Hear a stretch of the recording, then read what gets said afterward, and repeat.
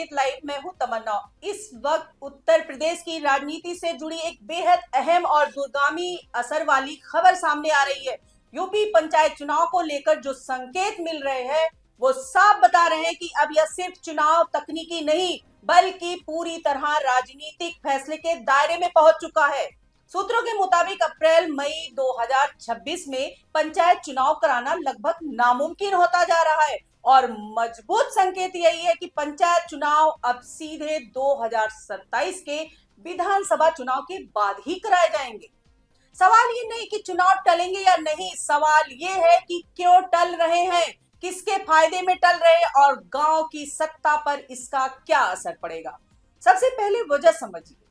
22 जनवरी को भारत के registrar general और जनगणना आयुक्त कार्यालय ने जनगणना 2027 का पूरा कार्यक्रम जारी कर दिया।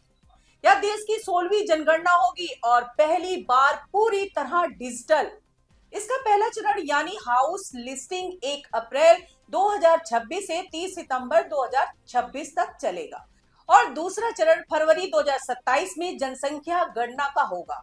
अब यही से पंचायत चुनाव फंसते दिख रहे हैं क्योंकि यूपी के 75 जिलों में हाउस लिस्टिंग के लिए करीब 50 से 60 हजार शिक्षक, शिक्षामित्र, लेखपाल और अन्य कर्मचारियों की ड्यूटी लगेगी।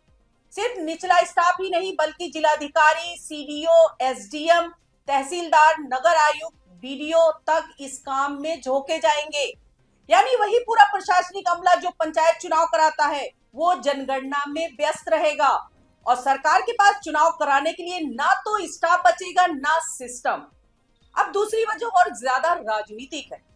पंचायत चुनाव से पहले मतदाता सूची का विशेष पुनरीक्षण यानी एसआईआर, इसका अंतिम प्रकाशन 27 मार्च को होना है। सरकार और राज्य निर्वाचन आयोग की योजना थी कि इसके बाद अप्रैल मई में चुनाव करा लिए जाए, लेकिन अब हालात बदल गए हैं। जनगणना की हाउस लिस्टिंग सितंबर तक चलेगी और उससे पहले ही भाजपा और बाकी दल 2027 विधानसभा चुनाव की तैयारी में जुट जाएंगे। यानी पंचायत चुनाव अब प्राथमिकता की सूची से नीचे खिसकता जा रहा है। अब जरा भाजपा के अंदर की सोच समझिए। पार्टी सूत्र खुलकर मान रहे हैं कि सरकार और संगठन दोनों ही समय पर पंचायत चुनाव कराने के पक्ष में नहीं है। वजह साफ है, जोखिम। पहला जोखिम गांव के अंदर। पंचायत चुनाव में पार्टी सिंबल नहीं होता लेकिन गुटबाजी पूरी ताकत से होती है। गांव गांव में भाजपा के ही कार्यकर्ता एक दूसरे के खिलाफ खड़े हो जाते हैं। टिकट न मिलने पर बगावत होती है, लोग दूसरे दलों से चुनाव लड़ते हैं और इसका सीधा नुकसान पार्टी को होता है। दूसरा बड़ा खतरा रिजल्ट का है। अगर जिला पंचायत और क्षेत्र पंचायत में भाजपा का प्रदर्शन कमजोर रहा तो उसका नैरेटिव सीधे विधानसभा चुनाव में जाएगा। याद करिए 2021 का पंचायत चुनाव, पहले चरण में भाजपा को जो झटका लगा था उसका डैमेज कंट्रोल करने में योगी सरकार और संगठन को काफी मशक्कत करनी पड़ी थी। अब 2027 से पहले वैसा कोई जोखिम भाजपा लेना नहीं चाहती। यही वजह है कि सूत्र बता रहे हैं कि पार्टी और सरकार के कोर ग्रुप की बैठकों में भी इस बात पर गंभीर मंथन हुआ है कि पंचायत चुनाव विधानसभा चुनाव के बाद ही कराए जाए। अब सवाल उठता है, क्या यह सिर्फ प्रशासनिक देरी है या जानबूझकर की गई रणनीति? इसका जवाब पंचायती राज विभाग की तैयारी देखकर मिल जाता है।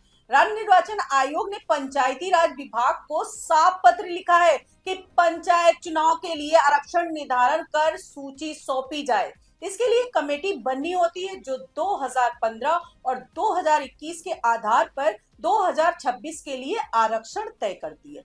लेकिन हकीकत यह है कि अभी तक इस कमेटी के गठन की प्रक्रिया तक शुरू नहीं हुई है, जबकि आरक्षण निर्धारण में ही कम से कम 2 महीने लगते हैं। विभाग के उच्च अधिकारी भी मान रहे हैं कि फिलहाल पंचायत चुनाव की कोई तैयारी नहीं है और सरकार के स्तर से भी कोई स्पष्ट संकेत नहीं मिला। यानी सिस्टम खुद बता रहा है कि चुनाव अभी एजेंडे में नहीं है। इस बीच एक और दिलचस्प बात सामने आ रही है। गांव तक संदेश पहुंच चुका है। मौजूदा ग्राम प्रधान, क्षेत्र पंचायत सदस्य, जिला पंचायत सदस्य बता रहे हैं कि उन्हें संगठन और सरकार दोनों तरफ से अनौपचारिक तौर पर बता दिया गया है कि चुनाव अभी नहीं होंगे, विधानसभा चुनाव के बाद ही कराए जाएंगे। यही वजह है कि जिलों में पंचायत चुनाव की तैयारी लगभग ठप हो चुकी है।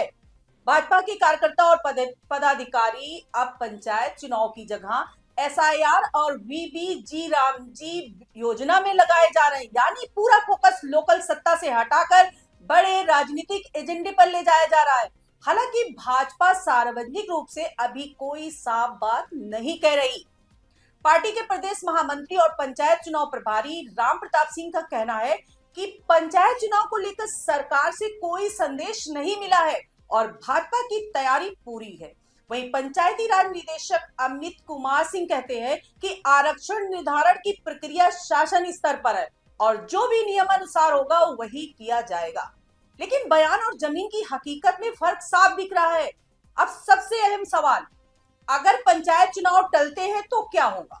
प्रदेश में ग्राम प्रधानों और क्षेत्र पंचायत सदस्यों का कार्यकाल मई के पहले सप्ताह में खत्म हो रहा है। ब्लॉक प्रमुख और जिला पंचायत अध्यक्षों का कार्यकाल जुलाई के पहले सप्ताह में पूरा हो जाएगा। अगर तब तक चुनाव नहीं हुए तो इन सभी निर्वाचित जनप्रतिनिधियों की जगह सरकार प्रशासक यानी रिसीवर नियुक्त करेगी, यानी गांव, ब्लॉक और जिला तीनों स्तर पर लोकतांत्रिक प्रतिनिधित्व खत्म और अफसरशाही का सीधा राज। सोचिए, पंचायती संविधान के तहत लोकतंत्र की सबसे निचली लेकिन सबसे मजबूत इकाई मानी जाती। अगर वही इकाई लंबे समय तक निर्वाचित प्रतिनिधियों के बिना चलती है तो लोकतंत्र की जड़ें कमजोर होगी या मजबूत? और आखिरी सवाल, क्या पंचायत चुनाव टालना वाकई मजबूरी है या राजनीतिक सुविधा? क्योंकि जनगणना तो पूरे देश में हो रही, लेकिन पंचायत चुनाव का बोझ सिर्फ यूपी में ही क्यों भारी दिख रहा है? क्या डर गांव से है? क्या डर नतीजों से है? या डर 2027 से पहले किसी भी तरह का नकारात्मक संदेश जाने से है?